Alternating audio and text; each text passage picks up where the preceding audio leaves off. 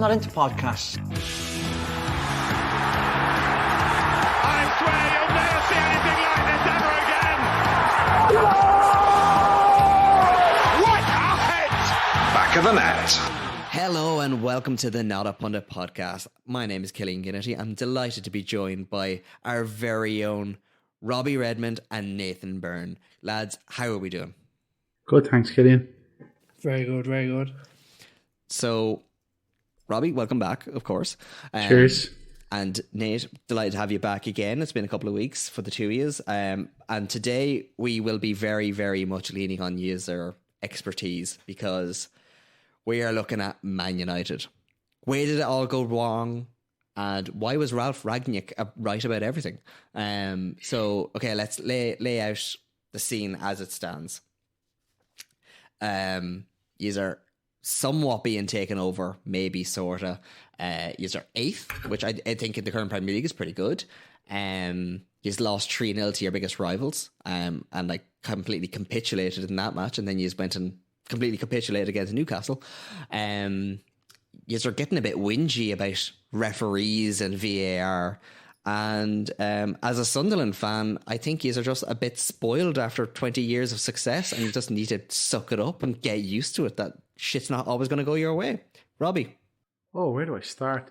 First one's definitely, I don't agree with the suck it up element. I know that sounds a bit entitled, but when you look at the revenue that Manchester United produce and the status of the club, I don't think they should ever be in a situation where they're going to be on to probably their 7th or 8th permanent manager since Ferguson left. They should never be in a situation where they're regularly missing out on Champions League football, given that they have such a high wage bill. And it's so, I don't know, they shouldn't always be winning the Premier League because that's kind of Man City have been doing that. But I don't think they should be accepting this kind of cycle of nonsense that has been going on for the last 10 years. And without getting into it straight away, it definitely goes back to the Glazers. But what we're seeing at the moment definitely is similar to what we saw with Solskjaer and Moyes and Mourinho, and even in a condensed way with Rangnick. You have a manager who is kind of running down road players who I think know that, and the message isn't sinking in with them.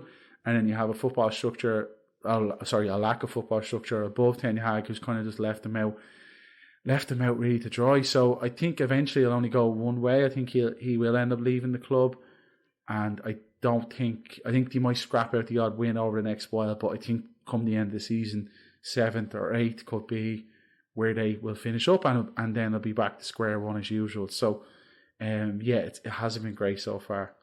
Nate, I've seen this kind of being bandied around. I want to get your reaction to it as a very, very devoted United fan. Is a failed club at this stage? Has it all gone wrong? Does it need to be burnt down and rebuilt? I think to a certain extent, definitely. I think when you say, are we a failed club, I think if you look at it over probably a 10 to 15 year period, we probably are. I'm not just being honest. You have become everything you used to slag Chelsea and Man City about. You overspend on players, you have a massive turnover, you're buying all these lads that aren't actually up to quality, and you're turning over managers quicker than most lads are having meals. True, yeah, very true. And I think a big part of that is down to the systematic failure of the football club. It's I don't think we've ever, over the last 10 years, had anyone in with a bit of brains rubbed together that we thought could actually push the club forward. I think a lot of it has been, your Mourinho, your Oli, it's all just quick fixes at the time. But I think as an organisation, you have to look upwards.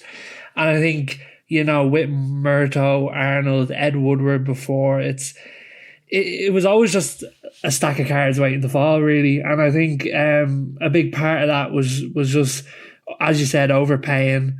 It's only going to lead you down one alley to where every club wants you to overpay. And the money's dried up.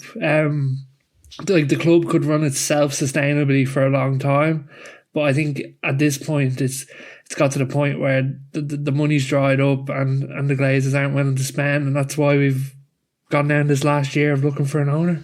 Well, I think this is where we can kind of try and paint a picture for two people in the world that are unaware of where things are going wrong with Man United.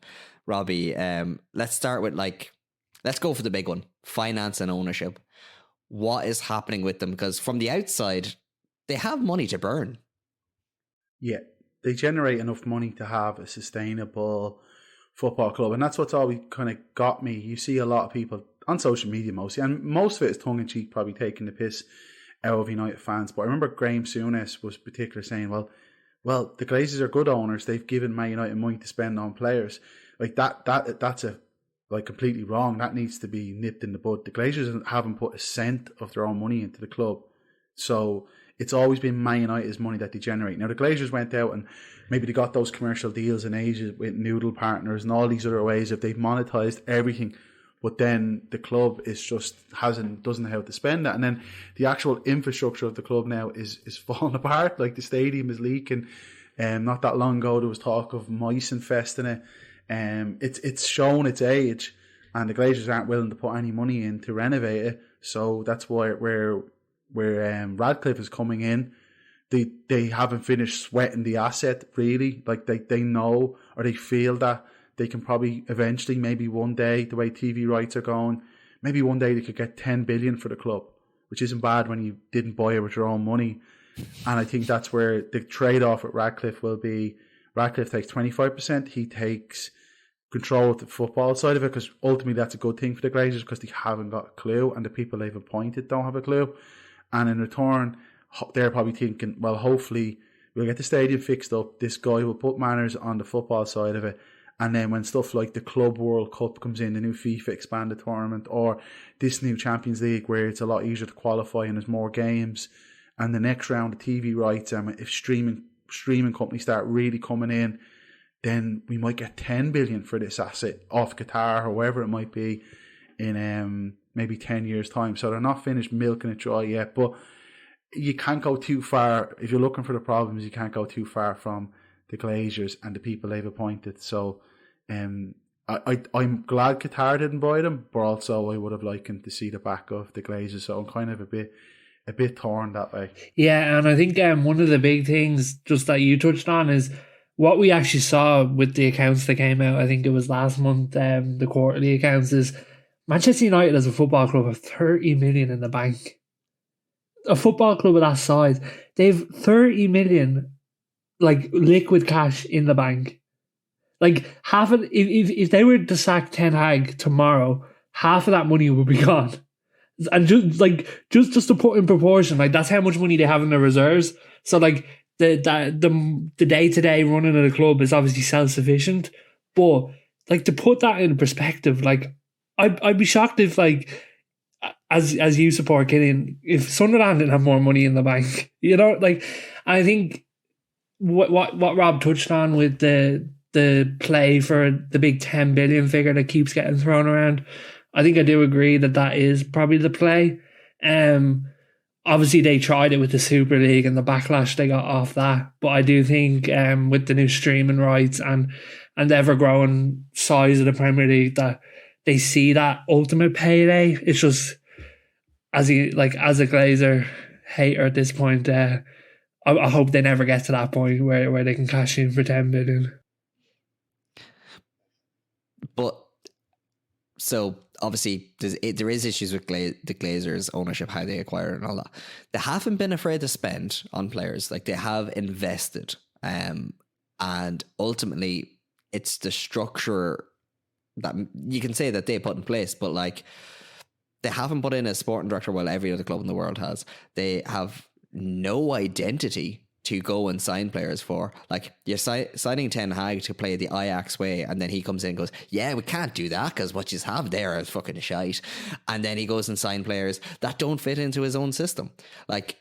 Rob, it is all a bit of a mess, and I don't think you can really hammer the Glazers too much on that. You could say, like what Sunderland had with their American owner, Ellis Short.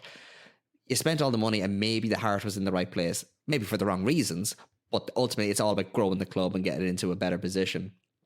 But that they just don't have enough of a clue to put the right people in charge. Yeah, and this is one of the issues with Man United, and it's a bit like actually discussing the Ireland football team, and it's why Gary Neville and Carragher had that argument last week. Like, Carragher just wanted to talk about Ten Hag and the match that they just watched, and Neville was kept talking about the Glazers, and you kind of need to separate the micro issues, which is Ten Hag, and the macro, which is the Glazers. And if we're talking purely about the Glazers, like, it goes back to, a lot of it goes back to Ferguson. They wouldn't be there if it wasn't for Ferguson, and that's not slanderous or nothing to say that. Like, Ferguson got into a dispute with the previous majority shareholders, Magnier and McManus. It opened up an avenue for the Glazers to buy up the club, and it wasn't just that, but that was like very much the catalyst. But anyway, Ferguson was the smokescreen for them for 10 years. Alex Ferguson was there, so Man United were hitting a certain level. He was the director of football. He was the brains behind the operation. I read the book about the Glazers, and apparently one of the first things Ferguson did was when they were buying up shares, he was on the phone to them about securing Wayne Rooney. So Ferguson had that hotline to them. And back then, you probably didn't need a director of football. How many clubs actually had one? But by 2013, they needed one. Like, Liverpool had one, Man City were getting better, Chelsea had one, and the power was shifting away from the manager. And instead of empowering a director of football with a coach who could play in a certain style, first of all, they tried to get like a Deals version of Ferguson and Moyes, who was never a good appointment. They went with Ten Hag, who had never worked in that type of structure. He always had players buying, or directors buying players for him. And ultimately, I don't know if I have any sympathy for them, because they knew best practice, or they should have seen best practice from other clubs all over the world. And instead, they just chose to empower Ed Woodward, who was just a suit, like a yes man, an accountant. Like, he wasn't even a football fan, apparently he's a rugby fan. He got the Holiday in though. Like, he got the commercial and the things. You cannot question his commercial acumen. Like, they really did sweat the asset, and for whatever reason, whatever money that went on was wasted on players. Most of it probably, but they monetized Man United, which I suppose that is their prerogative as business people. But there was no football intelligence brought in whatsoever. Like, the first season, for example, this anecdote, first season of without Ferguson, this might sum her up. Like, they could have signed Fellaini, Marwan Fellaini from Everton for a buyout clause. Moyes dithered on it, because he used to always dither when it came to signing players. Wasn't sure. They couldn't sign anyone else, so they went back to Everton and then paid more than what the buyout clause was for a player they didn't really want. And there's been a million cases like that. There's been everyone from signing Marcus Rojo and not knowing that he had an assault charge, Alexis Sanchez, Pogba, like, and you can say, oh well, it was the players or the managers. Like, for example, I would have always wasn't a fan of Mourinho. I'd say he's my least favourite post-Ferguson manager, and I include even Ranić nearly in that. But ultimately, Mourinho wasn't a cause of United's issues. He was a symptom. It was just short-termism, get someone into paper over the cracks, and never kind of apply any type of football intelligence. Because the Glazers, I don't think they're ever meant to be long-term owners. And I'll let you come in now, Nate. They are parasites, or vulture capitalists, what you would call, I think you'd call. They buy something for low with borrowed money, and they flip it and sell it. And they were never meant to really run the club the way, I know they get a lot of stick, but FSG has ran Liverpool very intelligently, and they've appointed Klopp and directors of football, whereas the Glazers, I see them more as like almost like absentee landlords. Like, they've bought a property and they're just trying to basically flip it for a higher price, and that's where the issues have come. Yeah, and I think one of the big things that you alluded to earlier was, one of the big reasons why Manchester United have not had a sporting director is because Joel Glazer gets off on the fact that he's playing the biggest game of Football Manager on the planet. Careful, him and Ed Woodward. No Football Manager slander on this show. Joel Glazer and Ed Woodward literally ran that club like, spin the wheel, which player does it land on, we want him. It was their ultimate fantasy, and it worked for them for such a long time. Like, obviously when Sir Alex left, it went downhill, but for years after that, they were still playing the same game.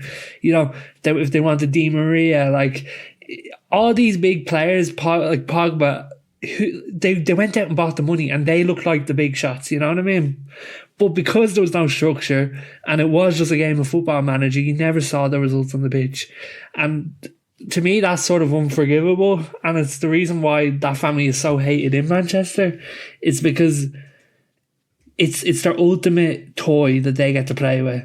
And a huge part of that is the reason why they won't sell for $6 billion is because Joe Glazer loves running that club, like managing it day to day, like it's his, which it is his. But you know, there's a point where it's like gross negligence, and it's like the club's in $1 billion debt, like sort it out, mate. Like it's your company, sort it out. But they've no desire to do it. So they got to play their game for years, and now they get to look to cash out. Just picking on one of the points, Rob, that you mentioned there, and kind of the general vibe between the two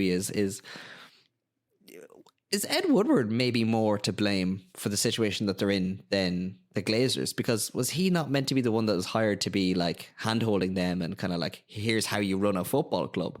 And he put in no systems. Well, he was actually kidding. He was part of the takeover. He worked for JP Morgan or Goldman Sachs, I should correct me, one of the big banks. And he was part of the takeover.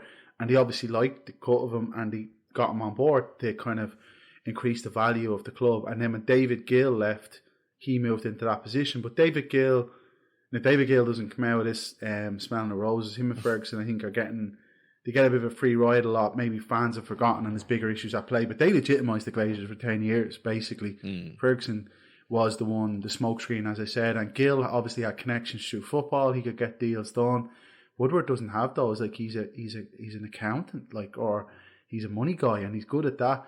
And you could say he's at fault for not going and getting a director of football, but we don't know. As Nate said, like, it seems like Joel Glazer likes to have his finger on the button. He likes to be involved in decision making, and ultimately, they were making money through commercial deals, but there was never any evidence of that in the stadium or on the pitch. There was of a lot of flops, but there was never any evidence of actually this. They know what they're doing here. I've thought for years that you could get 5 Man United fans who run the club better. Just any random 5 Man United fans will probably do a better job.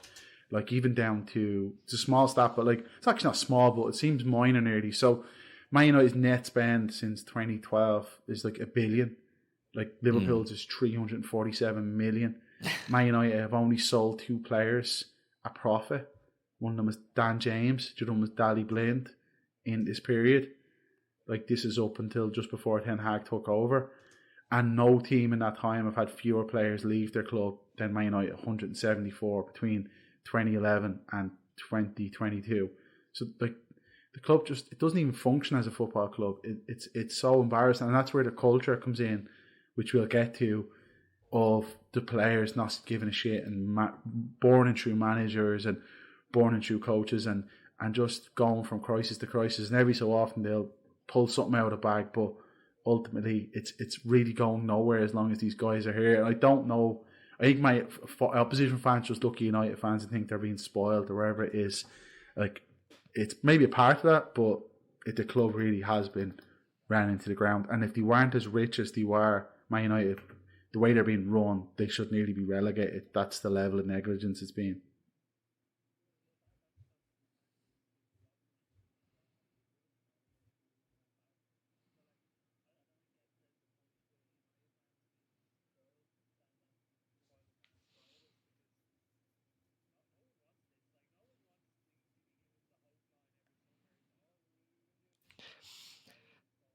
Just very quickly on that, I can tell you exactly why. Being a rival fan. Now, I have a little bit of a soft spot for Man United because Sunderland and Man United have had a very good working relationship over the years. Like, we've had some very good loans from you and lots of transfers and all that kind of stuff. Diallo. Yeah, absolutely. Danny Welbeck before, Johnny Evans before that. Yeah. Less so Januzaj, but then we bought the likes of Donald Love and Paddy McNair, John O'Shea, Wes Brown, like varying degrees of success, but we've had a good working relationship. When Sunderland was being mistreated, we got to League One with successive relegations. Our success was finished 7th. When you complain, oh, we're not finishing top 4 after spending 600 million in go to 3 years or whatever. For us, it's kind of just like, yeah, we nearly didn't exist. Yeah. for me, it's like I honestly I don't necessarily, obviously I want them to win the Premier League, but it's not going to make or break me. I'm older than they, so I've seen them win everything. Like I've seen them win Premier Leagues, I've seen them win Champions Leagues. I've scratched that itch a few times. I just want them. I just want the team to be in a better condition. I want to be able to enjoy watching them. The top four, I just think they should be there, given the outlay at the Glazers, the money at the disposal, the size of the club. Like that, they should be there. It's not. It's more just the general how the club is run. It's got to the stage where I'm like, if it meant Man United getting relegated to get rid of the Glazers, I would genuinely take it. I would take all the slaggings that come with that. Isn't that the big frustration for all United fans, is that the money is there and it's being spent, but it's being spent wrongly? That's the frustration, is that, you know, we go, United spends money this and that, but if you spent in the right way, we would be winning, and we're not. And that's the frustration, is we sit back every summer and go, we're buying this player, this player, this player. Where's the strategy? Like, and I think that's the biggest frustration going back, is like, the money is being spent, but it's not being spent properly. And it's the reason that's being done is so people like Ed Woodward and the Glazers and whoever, like Murto to an extent and Arnold to an extent, they get to live out their like dream of owning this big company and run it like because ultimately they know they're on borrowed time. So while they're there, they're gonna get their best out of it and move on. Like, I think I looked into it. Woodward now is at an esports company in Dubai. That's the way he's gone after managing the biggest club in the world. So Yeah. it's truly a travesty, and it's the biggest annoyance is the money that gets thrown against United. Fair enough, but I don't think it's justified in the point that it's never been spent right. And like throw the money argument at us if it is spent right, but it hasn't been. And before you go any further, Killian, and not to just one of the last things on it, is that I think this is it's a crime against football, what they've done. This could have been any club. Like, they took her over with leverage, borrowed money, secured against the club. They've effectively made it a laughing stock, and they're going to escape now with billions. Like, and it's just, it's not, this is, football shouldn't be like this. It's not even a romantic notion of football. It's become a product, but this is just, it's worse than sports watching to watch this happen. It's just brutal, like. That's actually a good point. Is if it was any other club, they would be relegated. And even any other club on the planet wasn't £1 billion debt. Now I know you look at Barcelona and they are, but majority of the other clubs wouldn't survive. And that's just a fact. Is if a Glazer happened to another club, I don't know if they'd be there right now. And that's the harsh reality. Now, Nate, there's few men with a better finger on the pulse than yourself. Is there any hope on the horizon for the likes of a Woodward to not happen again, or maybe a pathway for the Glazers to be removed? I don't think Ed Woodward will ever happen again, purely because part of me does believe in Sir Jim, and as we said, like we can cry out for like good people to be put in positions, but if he comes in and does that, that's half the job done, in my opinion. But when is he coming in? Soon. It's in the motion. I don't have I can't go like, oh, he's coming in on the 11th of November, but it is getting closer. And I think as United fans, we just need to like look out and just be like, okay, there's a bit of hope at the end of the tunnel if we can do that. But I think a big thing is, if it does go through, Sir Jim needs to come out and go, here's the long-term plan. Here's why I'm doing it. Here's my expectation and what I'm after, and here's how we get the Glazers out. That's what I want to see. Now, the other kind of issue that, regardless who is owning the club, that they're going to have to inherit or deal with is the playing staff and those associated with them. It seems to be all a little bit, I don't want to say toxic, but definitely kind of fractured, Robbie.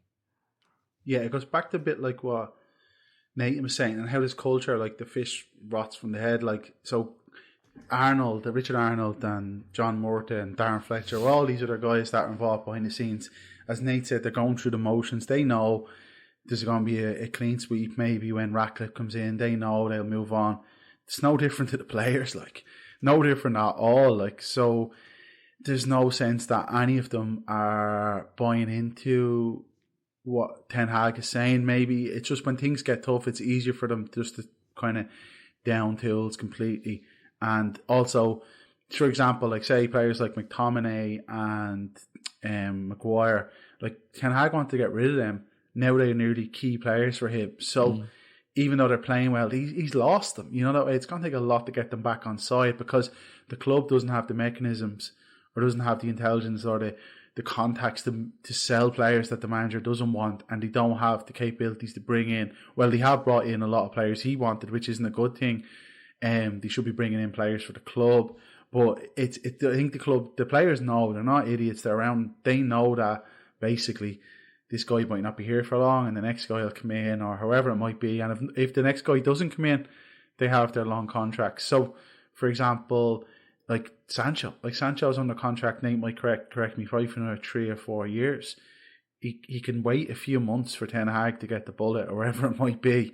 So the manager's authority is instantly eroded.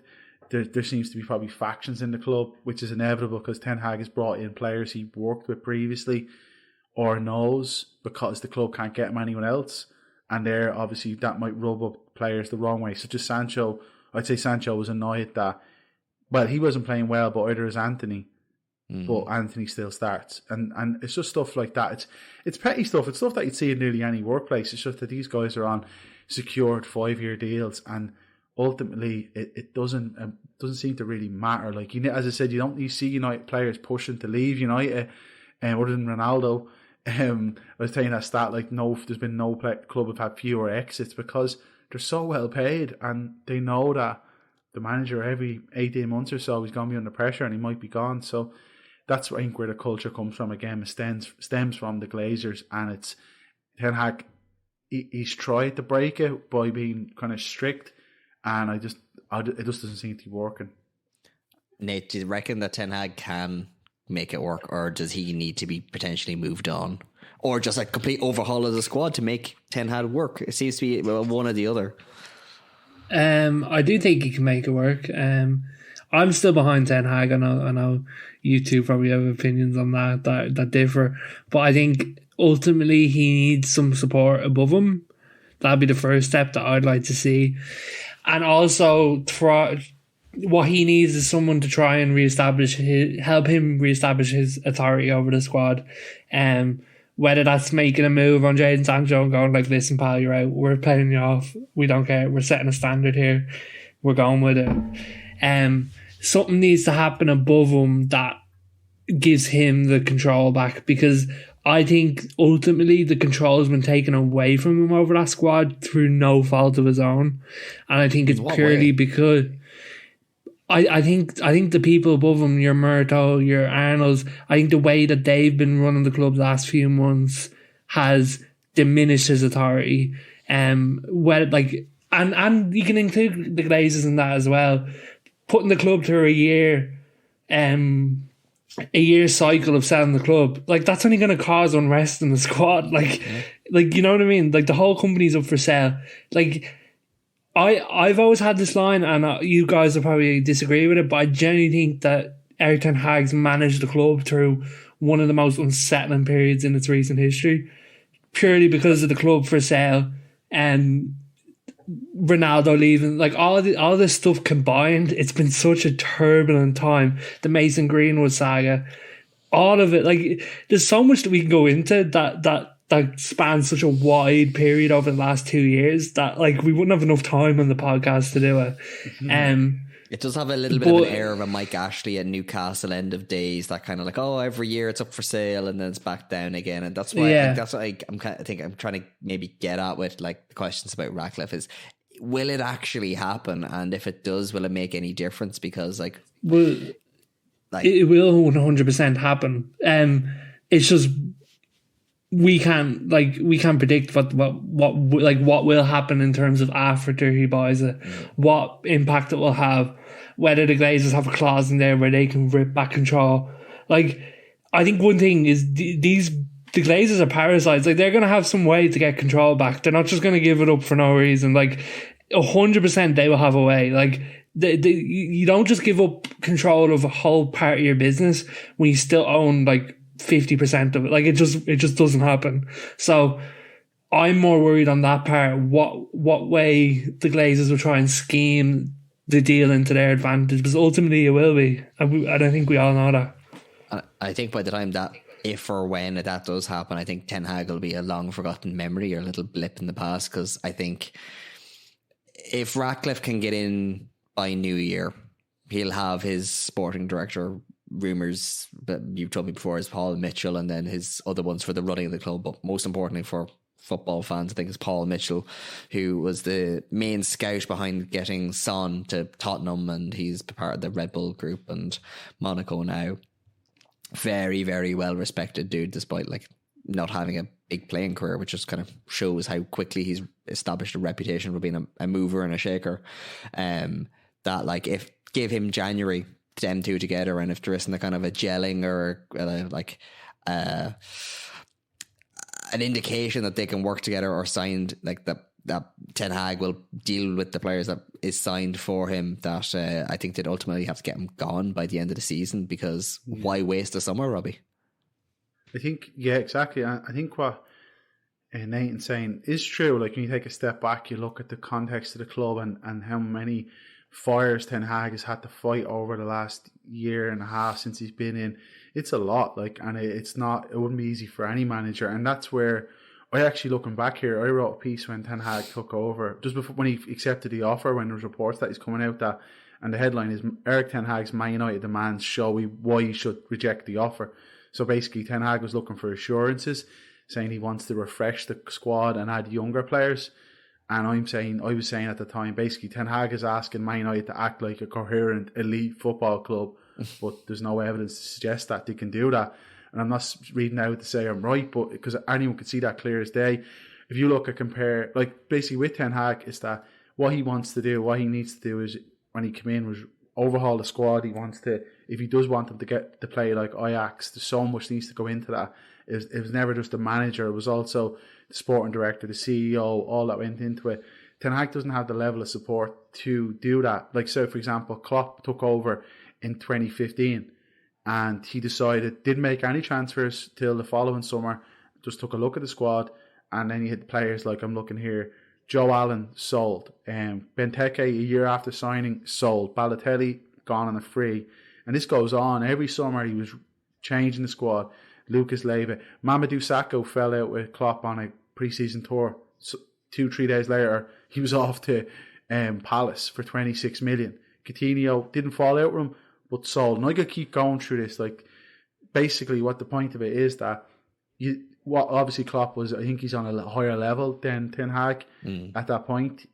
But also he had the support of the club. That meant if he did want to make changes, you couldn't do what Sancho's doing right now. You couldn't just hang around in the background because you'd be gone, because the club would have the means to sell him and then the means to find a replacement. Probably cheaper, probably better, and more committed. Man United just don't have that. So Ten Hag, I think, has always been onto a hiding to nothing really. And I do think when Radcliffe comes in, as Nate's saying, it's going to happen. And it sounds like the Glazers are almost subletting the football side of the business out to him. It's like, and which is madness when you think about it, and there's so many questions around it. Radcliffe, like anyone's going to want to make a change. And where do you make a change? The dugout, like the manager, it's the first place. It's the most visible aspect of the club. So it could be someone like De Zerbi with Paul Mitchell or Michael Edwards as a sporting director. But I do think it will happen, because by the time the help that Ten Hag needs arrives, I think it could be too late. It could be out of Champions League. Half the squad should hate him, and I just think he just might be unfortunate, essentially. But when Ten Hag came into the club, did you actually think like that we would eventually play like Ajax? Because I never thought that was possible. And no, not at all. Like, Ajax is a club that's been ran the same way in the same mould for years upon years, right through to their under 12s. Like, they play the same football throughout. Like, and I think a big thing is he was never coming into that homely feeling at United. It was always going to be turmoil. And I think his first season at United, when you look back, it was a big success. We won a trophy.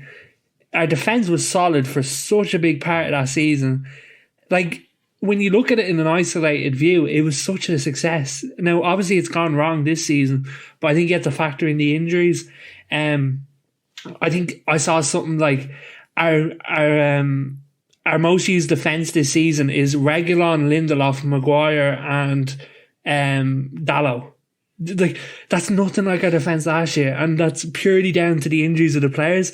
I know you can't always go to injuries and go like, look at this is the reason why we're doing bad, but I do think it adds a bit of perspective to it. Definitely. And I just think like the Ajax thing is a bit now, like I see from online fans, it's a bit of the stick that's being used to hit them, but it was never going to be that. And I think a lot of people knew that. Ajax-based players now, so they do though. Well, that's what gets me a little bit, Nate, and I do have sympathy for him, and it's never going to be that. And I said that at the time, and that's why I didn't actually want them as the manager.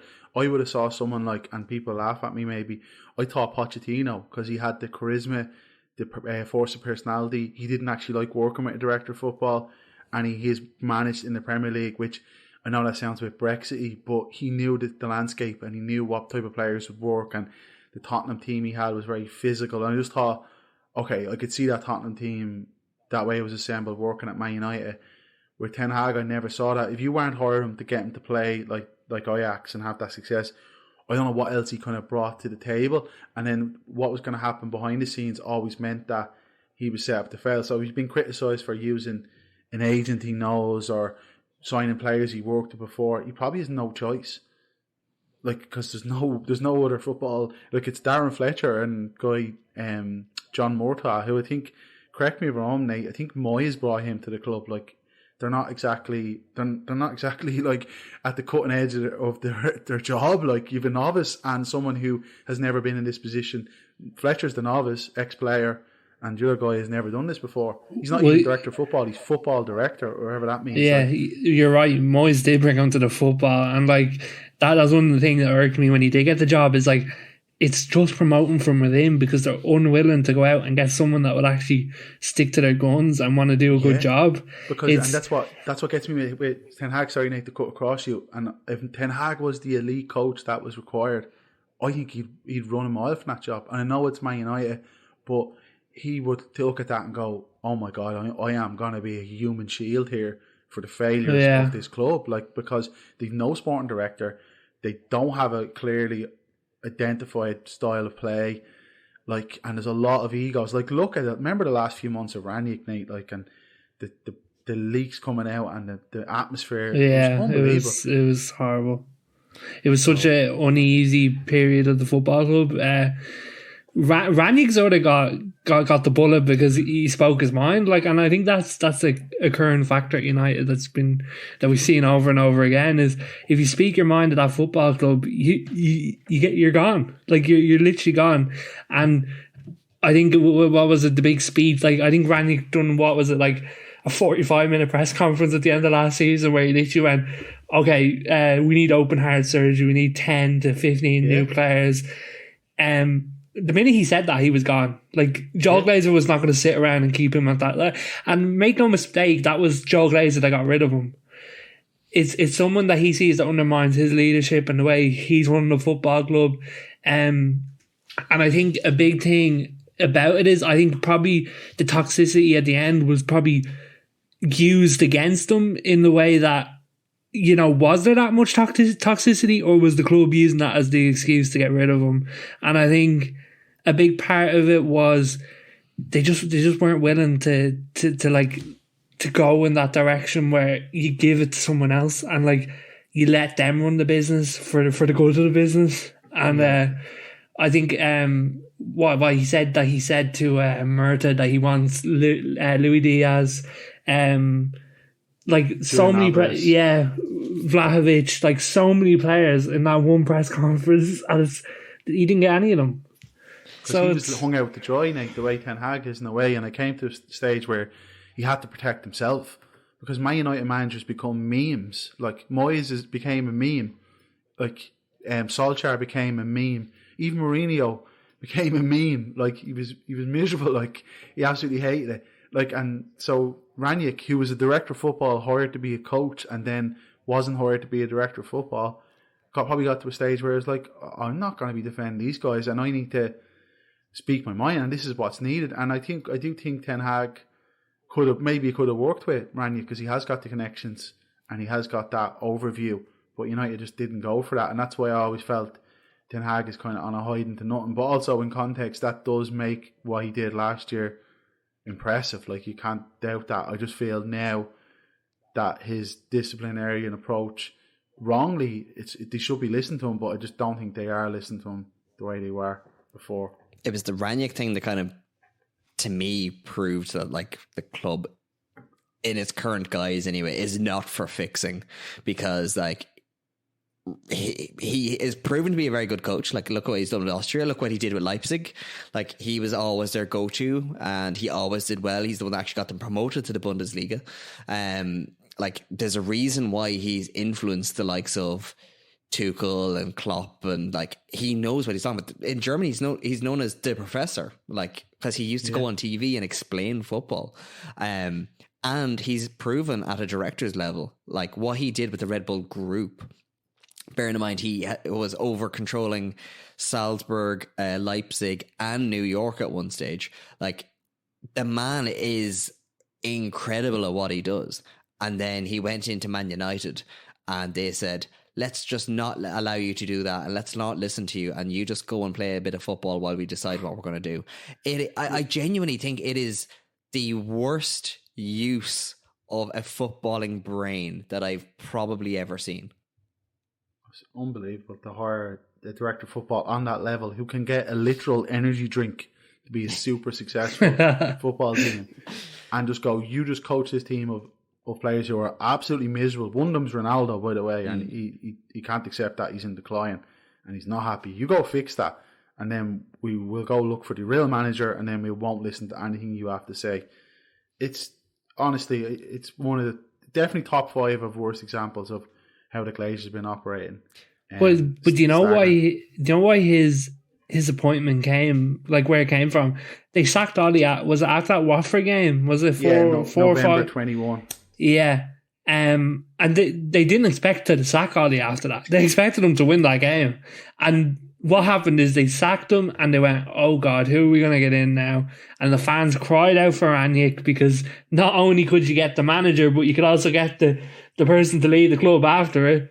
And the Glazers and the people at the time wanted to get a bit of the fire off them, and they went, okay, let's get this fella. I don't think they ever had any iota to give him that job after it. I really don't. I think it was always going to be, here, he signed that NDA and that contract, let's get him gone after, and you won't say anything. You know what I mean? Like, it's just, I really do think that's only worse. That makes it worse. But let's play what Ranić should have been. Now, I'm going to be Sir Jim Ginnity. I'm coming into the club. I'm going to put some areas of the club. You tell me what you think should happen. Some of them are going to be fairly self-explanatory, but I'm going to prompt you on these. Robbie, I'm going to start with you. Sporting director. Who should I be hiring? Michael Edwards, who was the sporting director at Liverpool, director of football. And it wasn't just him, but he was definitely the spearhead of what, like, the success Klopp has kind of had. And he also was smart enough, intelligent enough to build a brilliant, like, data analytics department around him. Like, Liverpool had at one point, I think a good few of them have left, but there was guys who used to work for NASA on their recruitment team and analytical team who would, like, design algorithms as ways to measure what players to buy. Meanwhile, Man United were just going, we'll sign Alexis Sanchez and get to play the piano. So that was the level of Liverpool's expertise. And Michael Edwards was the figurehead for that. And he hasn't been in, it's not that he hasn't been in work, he's not employed. Like, I'm sure he's doing fine, but he's left Liverpool. I think he's doing more of a consultancy now. I think he's just started basically a director of football for hire company. It's like, we'll go in for a couple of months and... Yeah. Now, that would be my first choice given how it went with Liverpool. So I think that's a no-brainer. And the guy Paul Mitchell as well, he was at Spurs and Monaco, and as you said, Red Bull. And it's just someone with a brain, someone with contacts throughout Europe, not just like going to ring up an agent, someone who can actually piece together something. And the other one would have been Dan Ashworth, but he was the Newcastle director of football. He was at Brighton, and he's left Brighton, and he's at Newcastle. And he's not going to leave Newcastle, let's be honest. But he would have been the option there as well. So there's people out there who can do it, and that would be the absolute first port of call, more than any manager. If I knew this guy was going to come in, clear out half the squad, I would be oh yeah, let's give Ten Hag another 18 months to try make his team. But so I don't know if it's going to happen, but that would be my first choice. Nate, who should I be hiring? I'd stick with Radcliffe's port of call on it, and I'd go Paul Mitchell purely because I think it makes sense. I think he's done the rounds now, and I think he's ready for that next step. He's a Manchester native as well, so I think he'll fit right back in. It's not going to be anywhere where he's out of place. It will be going home to his old city.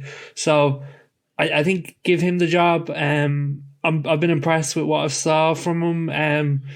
Less so Monaco, but I don't know how much he can do at Monaco. Isn't their owner technically on like he has to stay away from football because he's a Russian oligarch? Yeah, because I know one of Sunderland's co-owners is kind of his interim chairman, Juan Sartori. Okay, yeah. So, but I've been very happy with what I saw from him from the Red Bull group and Tottenham as well. So, I'd throw the leap of faith at him for him going forward, I think.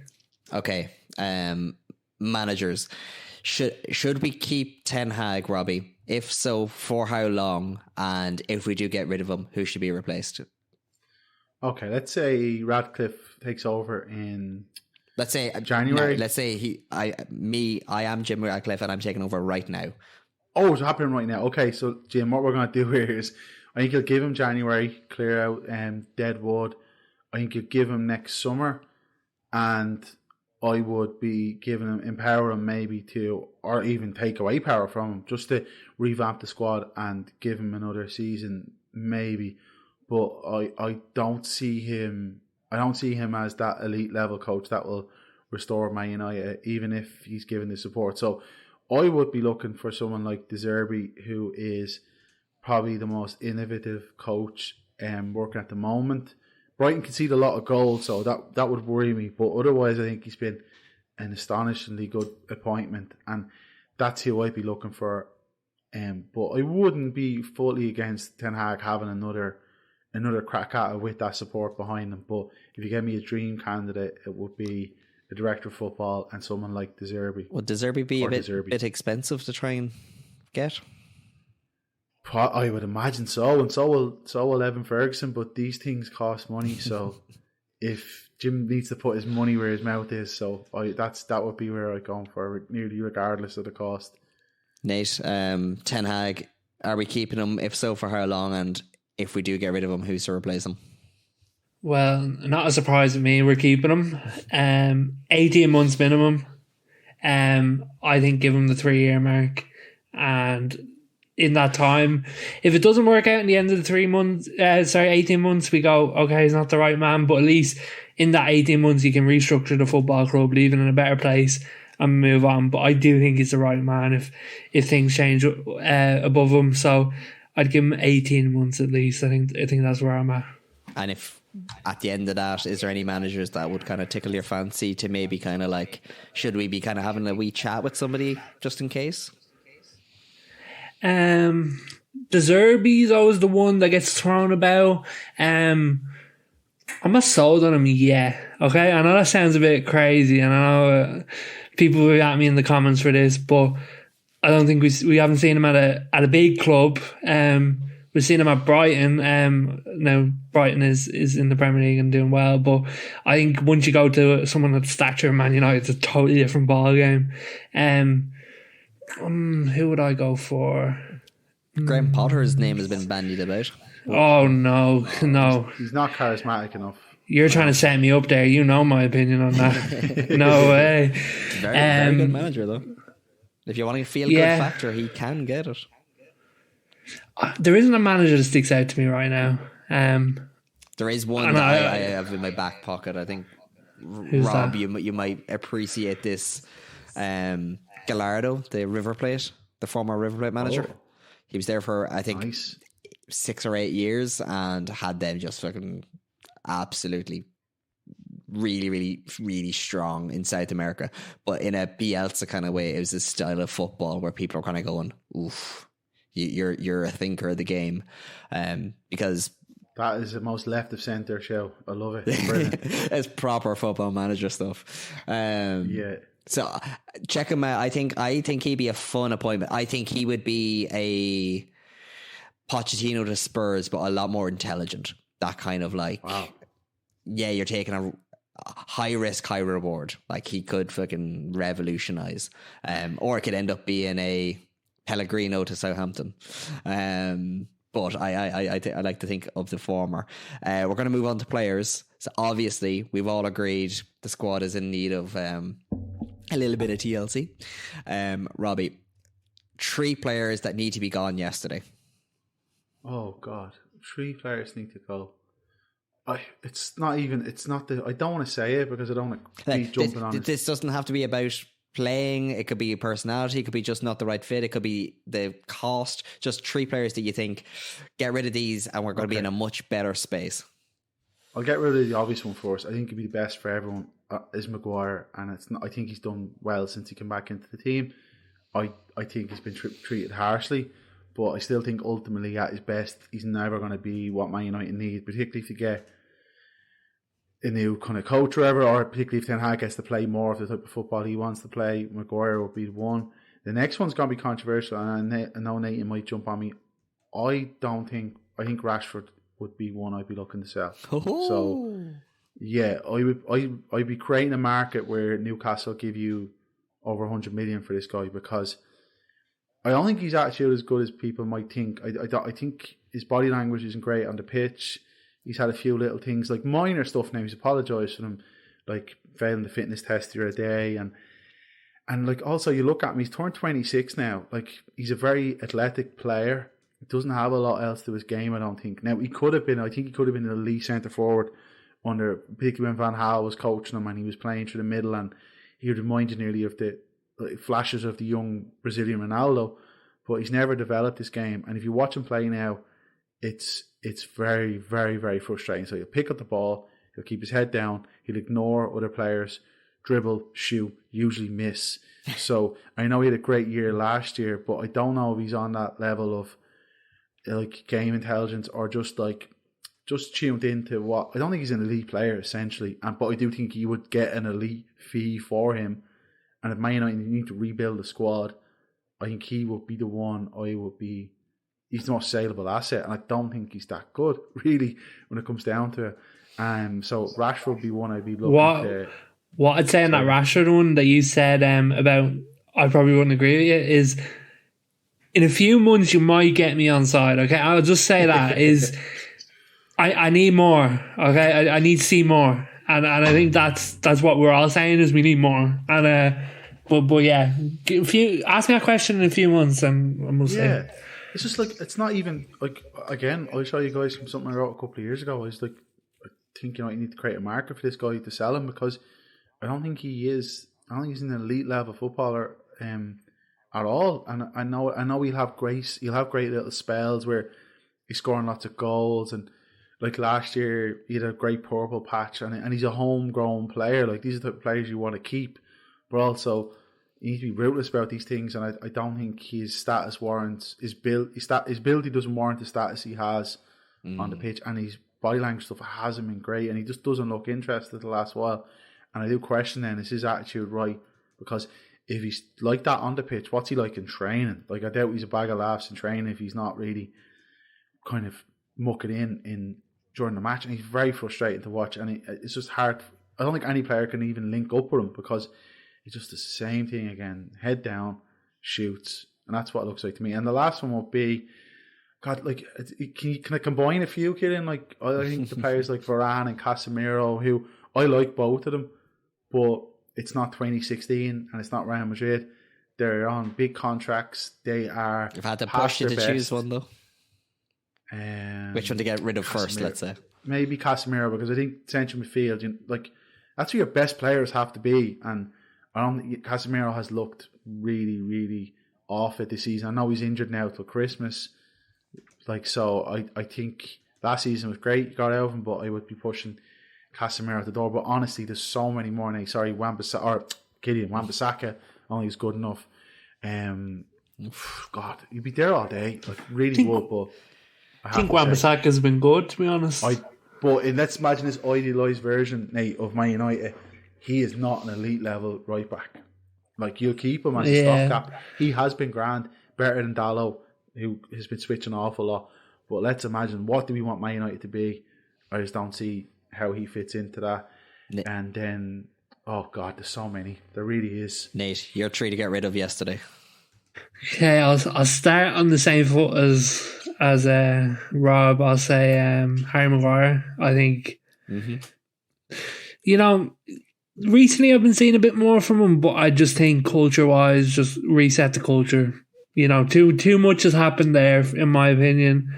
I'd get him out the door first. Scott McTominay would be second. I've never seen a player play hide and seek more on a football pitch than that man. I can't speak the amount of times that I'm shouting at my TV, go look for the ball. Like, literally playing hide and seek on the pitch. Like, I don't even know if I've seen any other player in world football do it to the level that he's done it. I know he can pop up with the odd goal here and there, but for me, I want to see more on the ball stuff from my midfielders. So he'd be next. And Jadon Sancho. About time he came up. I think that one's quite self-explanatory. It's not hard to say sorry even if you don't really mean it. That goes without saying. Just be gone. And I take quite harshly on it. Is like, if you can't be bothered enough to say sorry to put on a red jersey and go out and play for Manchester United, you don't deserve to be there in the first place. So, I think just over that period of what's happened, he's disrespected the club too much, in my opinion. So he'd be gone in a heartbeat. To be honest, I'd probably move him to first, actually, just because I think it is unforgivable to be fit, and what happened is such an isolated thing to not go out and play for the club. It's like, you don't even want to be there in the first place. You're just picking up a paycheck. So that would be my opinion on it. Now, I'm going to get you, and Rob, I'm going to start with you. Pick one position that you, like the first position you'd want to strengthen, and give us maybe an option or two that you would be trying to target. Oh, God. Well, one for years I always wanted was Kane, but that's gone. It would have to be central midfield. We might haven't, like, we talked about their record buying players has been terrible, but their record of buying midfielders is just, it's beyond terrible. There's no words for it. Like, I think Michael Carrick in 2006 was probably the last really good midfielder he bought, and I'm not counting Bruno in that. I think he's more of a forward type player, but I mean, actual central midfielders, I think, like, it's been proven this season where, like, he doesn't want to start him because he might not be able to get through the whole match. Eriksen, but Ten Hag has no choice but to bring him in because he's one of the only players who can hit forward passes. Like, so I don't have anyone off the top of my head because most of the really good ones are playing for City and Liverpool, and Arsenal. But central midfield would definitely be my first place to actually strengthen the team because they just haven't had anyone decent there in a long time. Nate, pick a position that you think needs to be strengthened right now, and maybe a person or two that you'd like. I'd agree with Rob that the first position is CDM. I think probably, although I do love Casemiro, it's probably the point that we need to get someone younger in there. But I will throw a different position out just as mine, just to spice it up a bit. Right centre back, I think we need an upgrade there, and I've got my man. I want Araujo from Barcelona. That's who I want to partner Martinez. I think he's an absolute beast, and I think he's a quality player, and I paid the money to get him, so that's who I want there. Nice, okay. Interesting selection, lads. Do we think that these moves, so we have either Michael Edwards or Paul Mitchell or a combination of both in directorship, we have some potentially bad eggs or aging players moved on, we have some positions strengthened, Is that enough to kind of change the culture around the theatre dreams? I don't know. Yeah. I don't know. I've been sold that many false hopes that I really don't know. One of the things I'd actually throw at you, Killian, because you love the management side of football, is how much of a role do you think a new CEO plays in the changing of Manchester United? Because that's a position that we haven't touched on, is a new CEO. How much of a... I think it's massive. I think, as you kind of said before, the fish rots from the head. Like, if you have a CEO that, like, I think one of the issues with Man United in the past, and I know we kind of touched on Ferguson kind of basically being the success and demise of Man United all in one. You basically leave him to run the footballing end of things, because he was, from the olden days, kind of just taught to trust that you look after football, we look after business, and that's just the way it is. You do the signings and all that, because that's just part of football. Now that's slightly changed, because players are now seen more as assets than just a sporting entity. So, like, if you have, and I know his name is going to be bandied around, but like, look at it like a Toto Wolff, like having somebody like that kind of charismatic, very knowledgeable person kind of heading up a team. Well, then you don't have to worry about what's happening above you. Like, I'm sure we've all been in positions in jobs and stuff where it's kind of like, if you don't have confidence in the people above you, you don't kind of concentrate on what you're doing, because you're kind of worried about what they're doing. You spend some time watching them. And I think if you look at Man United now, Ten Hag, I don't think trusts Murta. So he's got to be trying to keep an eye on signings and all that, rather than focusing on like just coaching. I think he's worried about what's happening with the ownership. He's worried about what the ownership are going to say about his actions, more so than worrying about the actions he's going to take. Whereas if you have somebody that kind of is there going, listen, don't worry, we know you, we trust you to make the right decisions. If we don't like your decision, we'll call you in, but that'll be between us. Like, if you have a CEO that's willing to roll with the punches to a certain point, that is knowledgeable enough that you don't have to doubt their credentials. Like, if you look at Woodward, you don't get to doubt his commercial credentials, but then when he's the one trying to make football decisions, well, then you're going to have a question mark over everything he does, because it's kind of going, did you just look this guy up on FIFA and just check his overall? Like, that kind of piece that's coming out, like, I think a CEO cannot be understated. I think that could actually be more important than a sporting director ultimately in Radcliffe's tenure, because ultimately it'll be the CEO that the sporting director is answerable to. So if they don't get along, you could have a Ranić come in and be a genius, but if he's not going to get along with the guy that's either allocating the funds or allowing him the like, if Ranić came in tomorrow, realistically he's going to want to get rid of Ten Hag as soon as possible and get in a manager that plays the style of football that he wants the team to play, the one that he believes in. And if you have a CEO that doesn't back your sporting director in that way, it's doomed from the beginning. So it would be very, very, very interesting to see who Ratcliffe brings in. It'd be interesting to see their background, because I think this is one where you don't necessarily need a footballing one. You just need a kind of person that's going to come in and just listen and kind of go, right, make the case. Tell me why I should spend 100 million. Oh, well, the player does this, this, and this. Yeah, but Brighton just signed this guy. Do we have that kind of an option? They go, no, not for us. Right then, I've listened. I'm going to make a decision based on our finances and based on what my sporting director is telling me, or what I know. I think if you have that kind of a position in Man United, you see a lot change. Whereas I think, as you said about Joel trying to play football manager, I think you have a lot of people that's trying to justify their own jobs. So rather than being willing to admit when they don't know, or they don't have confidence in the decision, and kind of go, listen, I'm Darren Fletcher. I was a footballer 5 years ago. Don't ask me about these big, like, don't ask me about transfer fees or like wages or whatever, because I'm going to have a slightly different view to what like a business should. I think you have these guys that are there that are kind of going, ugh, if I don't speak up here, or if I say I don't know, well, then they're going to be looking to replace me.